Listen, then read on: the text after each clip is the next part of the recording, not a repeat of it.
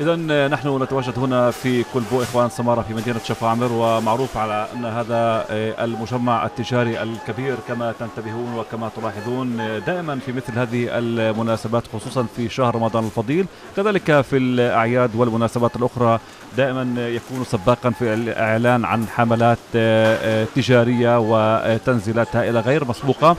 وكما انتبهتم أن معظم الذين يأتون إلى هذا المجمع التجاري من المتسوقين ومن المتوافدين ومن الذين يأتون إلى هنا هم من كافة الأقطار المجاورة لمدينة شفاعة.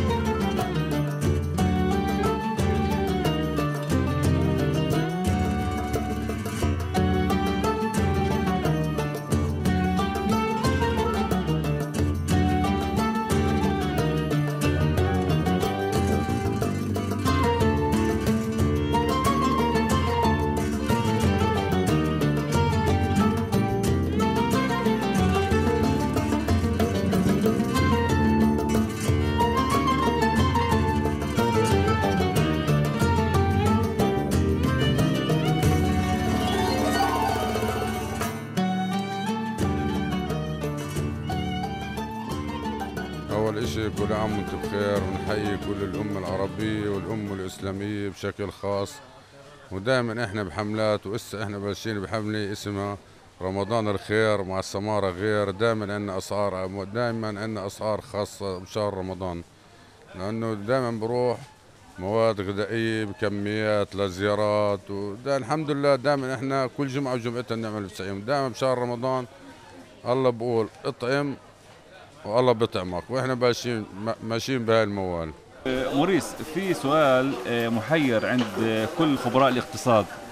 هل انت بتقدر تعرف او تقدر قديش مثلا الاسره او العيله العربيه تقريبا حجم سله المشتريات الاسبوعيه؟ الاسر العربيه مش زي الاسر اليهوديه. الاسر اليهوديه بنعرف قديش. الاسر العربيه ولا واحد بالعالم بيقدر يقارن او يحدد، لانه طبيعه تركيب العيله العربيه غير عن تركيب اليهوديه. فعند بشهر رمضان بيكتر المصاريف، لأنه حسب صلاة الرحم بروح الواحد بيطلع أخته هدايا ومناسبات وأعياد، مش زي عند جماعتنا الخواجات وقت العيد بيشتروا كرت السفر وبيسافروا. فيمكن عزومات دائما بكلف شهر رمضان أكثر من الشهر العادي للعيلة، لأنه خلص بطبيعته بيستنوه، بما إنه بقعد سنة زي بينتظروه من سنة لسنة، وبكون فيه مصروف أكثر من الشهر العادي طبعا معروف.